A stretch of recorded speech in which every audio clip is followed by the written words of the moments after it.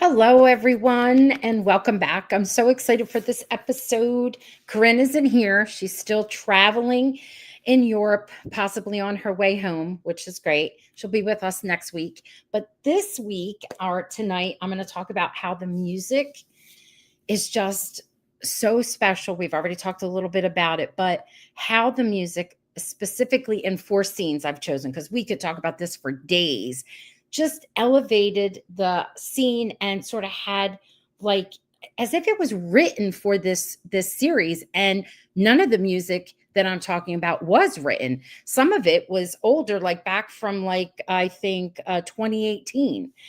So I'm just going to quickly dive right in. And if you have anything you would like to add, come right on and join me. All right. So, first, I want to say that I encourage you, once we're done talking about it, or you're done listening, if you're listening later, I strongly encourage you to go back and watch again. For some people, it's many, many times. I talked to someone who's watched the entire series like double digits, like in the 40s. I'm like, whoa, okay, that's fantastic. But go back and listen in and pay attention to the music in these scenes because it's going to tell like this whole other story. So I wanted to add here, because you know me, the teacher in me, these two lovely women are the I guess they're I always would say music director, but they're not. They're because they're directors, but they are called music supervisors for the series. And the first one sitting over here in the chair with her ID, that's Amanda. And next to her, the close up, that's Anna. So these are the two that were in charge of all of this music. And to me, they are like geniuses. I mean, I would love to pick their brain and see what their thinking was behind everything and what it is that they were thinking and doing and how much planning it took because they really dug deep for music and it was pretty amazing. Hi, Christina. I think that's who that is, right? Yes. Hello. All right. So, all right, let's just dive right in. So let's go with the first episode I want to talk about is in the beginning of episode 3, which is so lovely titled Orgasm, which I think is funny. So in this episode, you have when in the very beginning Hannah is you don't even realize that it's of course this is a fantasy in her brain and you don't realize it at first, but you don't even realize that Justin is there and she's just playing a few of the keys. And the song that she's playing is by Janelle. Has Janelle say her last name? Monet, that's what it is. And the song is Make Me, I'm looking over here, Make Me Feel.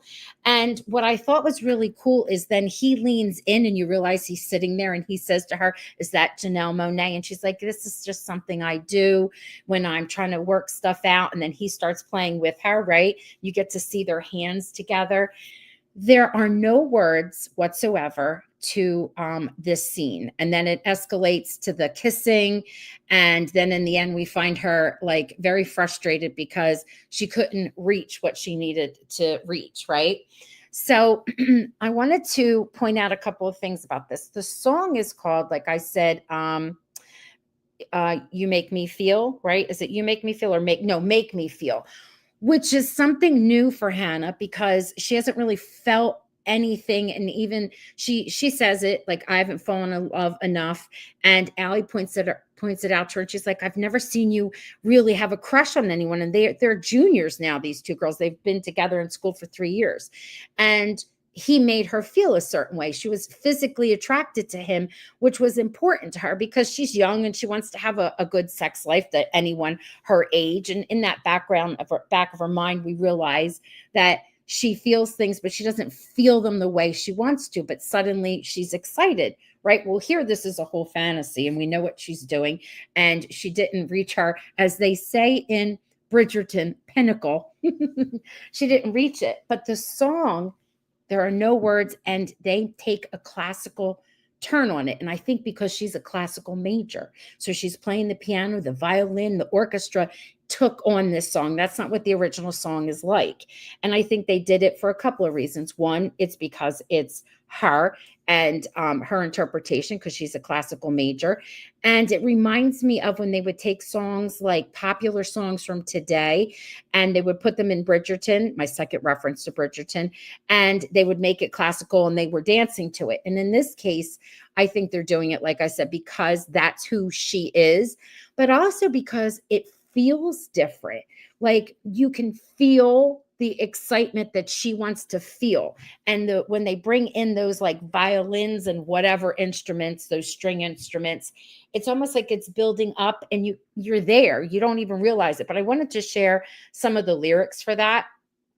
And it's like, let's see, make me feel. It says, baby, don't make me spell it out for you. All the feelings that I've got for you can't be explained, but I can try for you. And then it says, you put a, don't make me spell it out. Uh, that's just the way you make me feel. And it says that over and over. And that's because she's shy. She even kind of says why she's choosing the song. It reminds me of when he talks to her later about the song that she's trying to compose and wants his help with. And she's like, well, he goes, what's the song about? She's like, liking someone and not being able to tell them. And that's kind of what this song is about. And I thought, it like all together works. I don't know if anybody realized it, that it was written in 2016, 2018 is when it came out. And this is the instrumental version. If it were me, if I were Janelle Monáe and I heard this version of it, I'd be like really excited. So that's just one of the ways I felt like the song just elevated the scene. Not sure how you all felt about it. But then when you get towards the end of that beautiful music, and I think this was done on purpose too. I would love to ask Amanda and Anna. So there's that beautiful music, all the instruments, and then where she's supposed to be reaching her pinnacle and she's not, he's like, can you do it? And she's like, I can, I'm trying, I can. And you hear like this buzzing sound, buzz, buzz, buzz. It kind of interrupts the beauty of this song. And then you realize what it is that she's doing. And then she just takes her little device and plops it on the side of her bed night, her nightstand, and just is like, yeah, no, didn't work, which I thought was great. That part had like a little bit of comedy. But I'm wondering how much thought went into all those pieces, taking beautiful music, making like the disturbing buzzing sound, like ruining the song, like, because the whole thing is being ruined for her. Christina's like saying laugh out loud. I know. When I'm by myself, I talk fast. The South Jersey girl in me is coming out. But anyway, that was one song. And I don't know how many people paid attention. I did. And I think I might just be a little bit insane and obsessed by it all. Okay, here we go. I don't know. The music was just like, I have it on repeat. I made a playlist on my, my phone, and I play it all the time. And I called it Mood. I don't know why I called it Mood. And it has all these different songs from the show on it, besides downloading the official soundtrack before it came out. Okay, so next up is this scene. Oh my goodness. I don't think I left anything out. Oh, I know what I wanted to say. I couldn't help but think, so she's feeling stuff already, but she's also feeling stuff for Garrett, even though she doesn't want to admit it to herself here. And I think that's what puts this whole idea in her head. And we see it even more as it goes on, how she feels about him. Because what happens is the follow-up scene from this is she gets the text that he wants to meet up for real, because that was her fantasy, Justin. And she's supposed to be, it's like the next morning, she's supposed to I think it's morning, meeting up with Garrett, and she has to call Garrett and say, we have to do this later. Yes, really love all the songs. I agree, Christine. So the follow-up scene is Garrett realizing that she's going to be going off to see Justin, and he's like saying to her, you don't forget, you're actually the real catch here. And she's talking to him, and she's so comfortable with him, and already, he's feeling things, right? And I think in the back of her mind, she is too. And I couldn't help notice that when Justin leans in, he's got that luscious, lovely curl thing going on, just like Garrett. like, they're a little similar physically, sort of, not in attitude and whatnot, but there's something similar about them. So it's kind of like setting her up in the back of her mind for that song, which is All the Feels, you know? Okay, so next up, this scene. Oh, this is after the cherry pie scene and whatnot. And she's drunk off of her behind, right? And he tucks in Allie. And this song is so beautiful. Hope is a Scary Thing by Caroline. I think it's Pinnell. I think that's how you say it. The lyrics, I'm bringing them up. That's why I'm looking down. The lyrics to this um is gorgeous. I love this. So he starts picking up her clothes and fixing them, and softly the music starts playing, and it just so like builds and builds. You really don't hear much until, I love when he's here and he goes and sees her bra. I don't know if you could tell on this, but he bites his lip when he sees her bra, because he's picking up just her jacket and her shoes, and that's kind of normal. And then he sees her top, and now he sees the bra. So in his head, he's probably thinking to himself, what exactly is she in? Is he going to open that door and find her naked? And it's already going to be hard for him because he's already had that, where they've already been turned on at the bar, right? Willpower, you got it. And we're going to see like what his face looked like, Christina, from that willpower. So the song just keeps building. It escalates. It's so beautiful. It says, hope is a scary thing, right? And it's like a soft, slow, I guess, build up crescendo. Is that how you say it? And when he gets to those stairs, that's when it really is powerful. But when it has even an even bigger clashing kind of sound when he gets to the door and he swings the door open, right? I love when he bites his lip. And when he's holding her bra, they finally say the words, hope is a scary thing, because leading up to that, they didn't say anything yet. Chris says, I love all the music. I have watched the show enough that I'm not watching it. I hear music. I actually know where they're at. Yes, I get that. I just finished watching the 68. Well, you're one of those people, the 68th time, and that's okay, girl. You know this. Host a podcast. Let us know. You could be an expert. Come on. He sighs even with this. So when he gets to the door, he has like this big smile on his face, and that's what he sees. And there's his big smile. By the time he's there, that's already got the clashing of the music, like the instruments in the background. He shuts the door and the music fades and it gets really soft. And I'm like, wow, that whole buildup of the song keeps getting louder. But what I love are the words.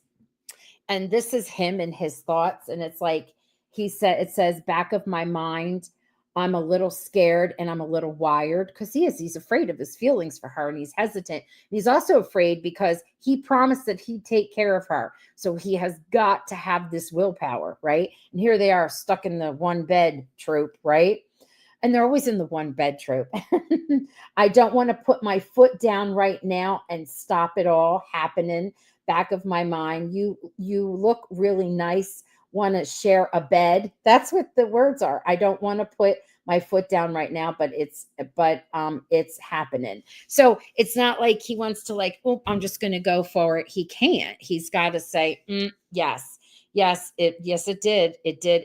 Doreen pointed that out once, another time when we were talking about this scene. We weren't really into the music, just a little bit. And she's like, this song is so perfect.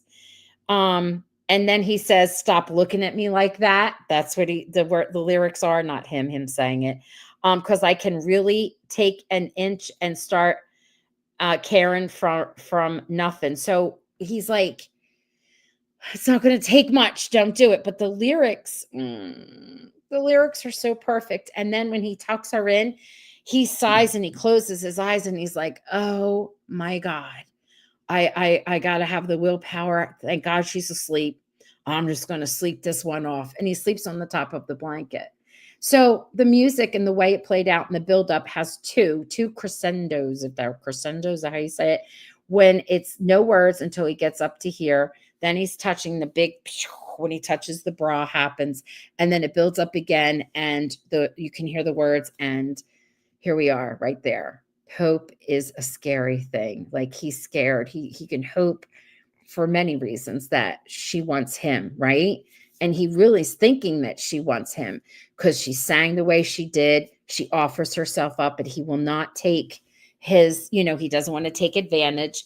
And then the scene that follows it is this one, is when she asks him to help her achieve the pinnacle.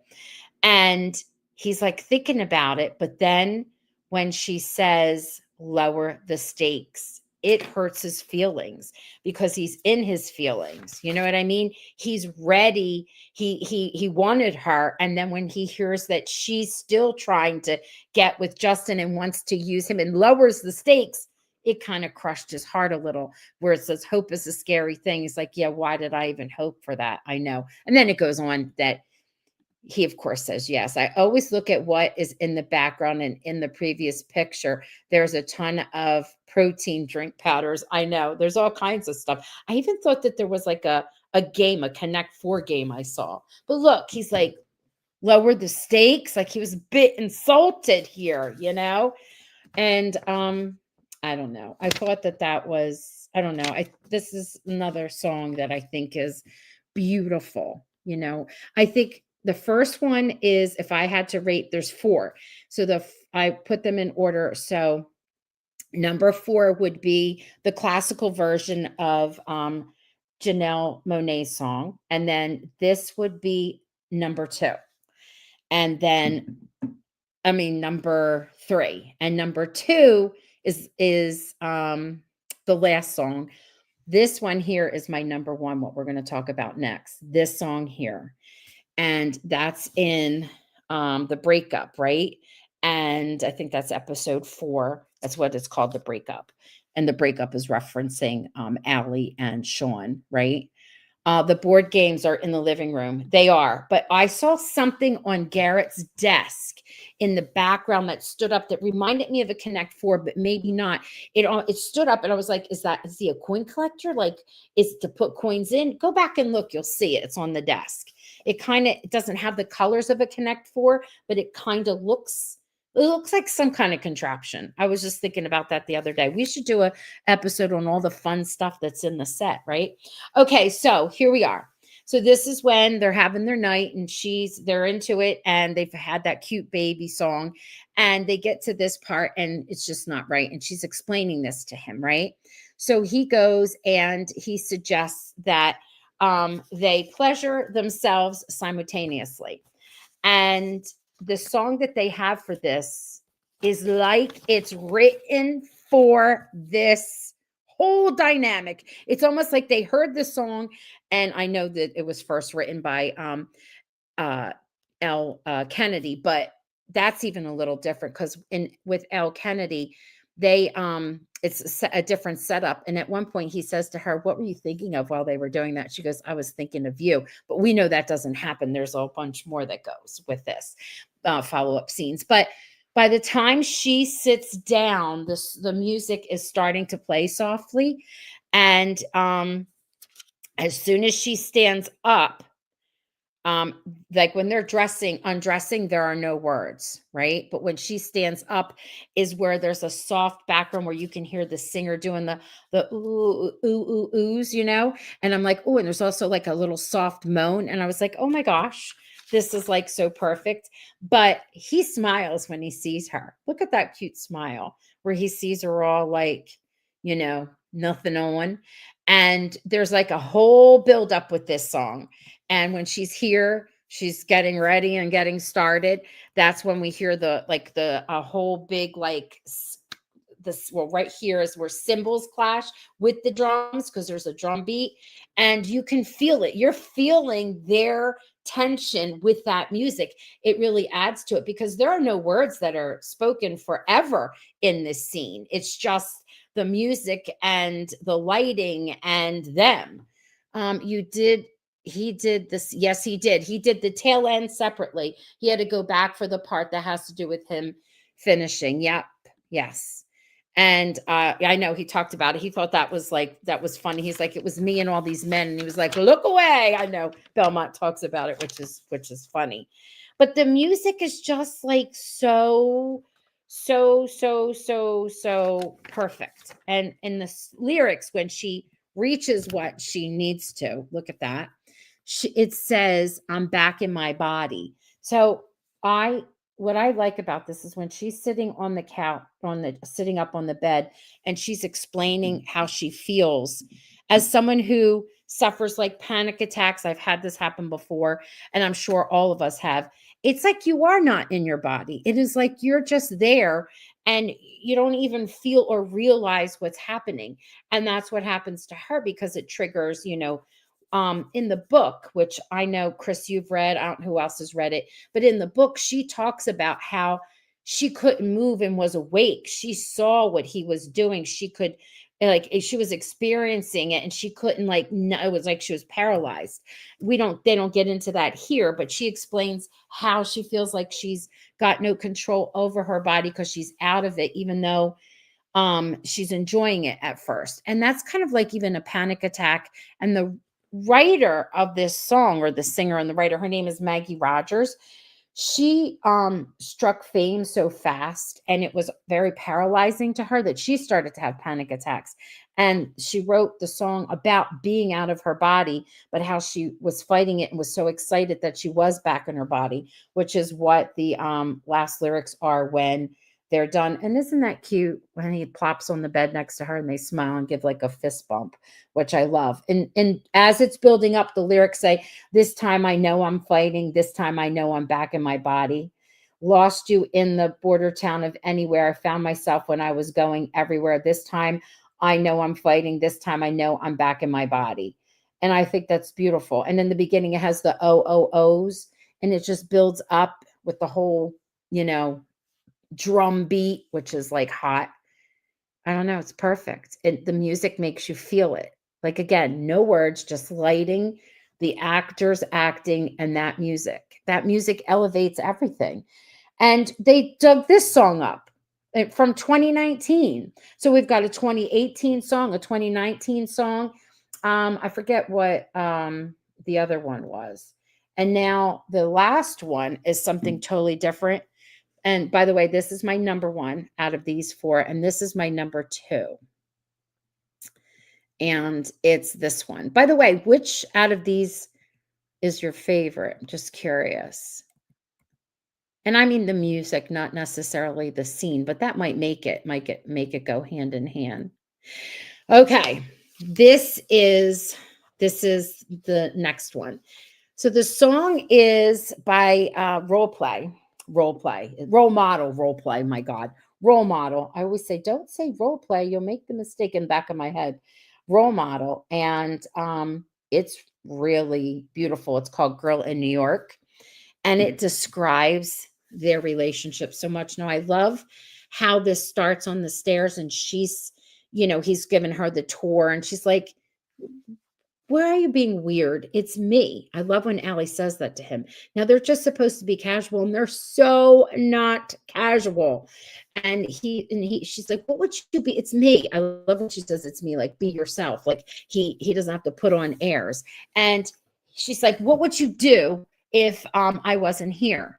And then he takes her to the chest, and that's at this point, which I love this shot. This is gorgeous. Like, you could see the reflection.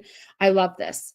This song is about a girl in New York, and it's so appropriate when it says, um do you think about the way we used to feel? Now, don't forget, they've had a fling before this, and he tried to convince her to please spend time with me, right? And she says to him, I'm sorry that your family isn't with you. And he says to her, yeah, but I get to spend the time with you. And I thought, oh, you don't say that to someone where you're just casually hooking up. And one of the things that it says in the song is that, you know, like, he's the boy that mama told you and warned you about. And the lyrics in the song also say that every time he passes somebody, I know those dimples, he passes somebody, he wants them, but But when he looked at her, he felt different. That's what the lyrics say. 10 missed calls from you this week. I told my mom that we don't speak and I don't want to feel, I just want to freak. 10 missed calls from you. And then what's the part that I was saying prior to that? I apologize. I fell in love with anything that walks my way. Hey, hey. But trust me, I felt something new the day I first saw your face. And I was like, that's so them. Here's another song that's like written for them from 2017. Okay. And then, of course, they do their little, no words are spoken in this one. For a long time, they say nothing. And there's that gorgeous music in the background, and it has like a really cool drum beat. It's almost like a thump thump that you can feel. And, they're stripping here, and all the words hit at the most perfect time in the different parts. Like they just set it up just right. And then here is like, that's him taking her sock off. I'm like, oh my gosh. Now, of course, I'm just snapping this off. That's like beautiful. And then the part where he, like, before he's like to carry her away and they're kissing, this is the nose bump. He rubs his nose. Now we're going to talk all about the kissing when Corinne comes back, because there's a whole lot that we can say here. But again, the music is like so freaking perfect. Oh, I can't stand it. What's it? I apologize. I fall in love with anything that walks my way. Hey, hey, but trust me, I felt something new the day I first saw your face. I know I said it a few minutes ago, and he's got that hey, hey, and the whole missed call thing. And oh, do you think about the way we used to feel? Like thinking about, what they were doing before they got to this point. He's so in love at this moment. Don't you agree? Like he's already in love. It's funny. I don't know. It feels, I don't know. I love it. I love it. What's this say? My notes, when she says for him to be more normal. And then it shows where the music starts. Love the sock. Listen to, when you should have listened to your friends. That's something in there when it said stay away from me. Yep. Yep. Everything is elevated. Love it. Love it. Love it. The music. These two women are like pure genius. Maybe we'll have them on if we can find them, and we can, I can steal some of their time. All right. So the next time we get together, Corinne will be with me. It'll be next Sunday, I think. If things change, I'll put something out. And we're going to focus on, I know we're going to be focusing on, not yet, but we have some, I mean, it's out there, but we have some cool predictions because of some of the stuff that's being leaked. And also, that's not going to be next week. That'll be one of the days. And then the other thing that we're going to focus on, like I said, is all the kissing. There's this whole thing with touch, what they do with the hands. These girls that wrote these scripts are just too much. And they hired all the best people. They all put their hearts and soul into it. And I think that's why it's just such an obsession. It really is. All right, girls and boys and whoever's here, thank you. Thank you, Chris and Christina, chatting away over here. I will hopefully see you later. All right, see you later.